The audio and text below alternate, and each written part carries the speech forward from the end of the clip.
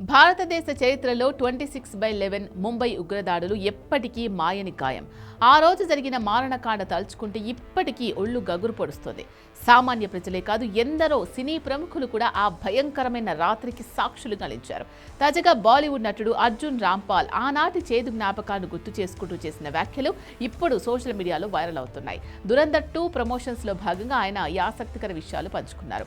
November 26వ తేదీ అర్జున్ రాంపాల్ పుట్టినరోజు కావడంతో ఆ రోజు రాత్రి ఆయన తన స్నేహితులతో కలిసి వేడుకలు జరుపుకోవాలని ప్లాన్ చేసుకున్నారు.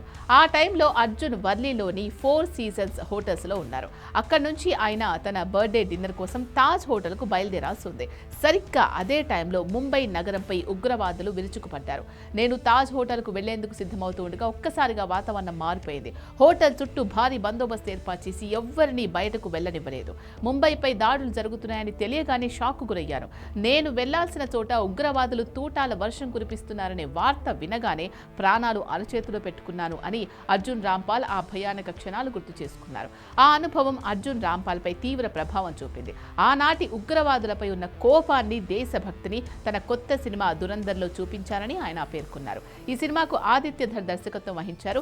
దర్శకుడు ఆదిత్య ధర్ నాకు 26/11 నేపథ్యంలో సాగే సీన్ను వివరించినప్పుడు నాకు ఆనాటి జ్ఞాపకాలన్నీ గుర్తొచ్చాయి. అప్పుడు నేను అనుభవించిన భయాన్ని, కోపాన్ని ఈ పాత్ర ద్వారా వెళ్లగక్కే అవకాశం దొరికిందని భావించాను. దురంధర్ సినిమాలో నా నటన ద్వారా ఉగ్రవాదంపై నా ప్రతీకారాన్ని తీర్చుకున్నాను. ఈ సినిమా కేవలం ఒక యాక్షన్ మూవీ మాత్రమే కాదు, అది నా భావోద్వేగం అని అర్జున్ స్పష్టం చేశారు.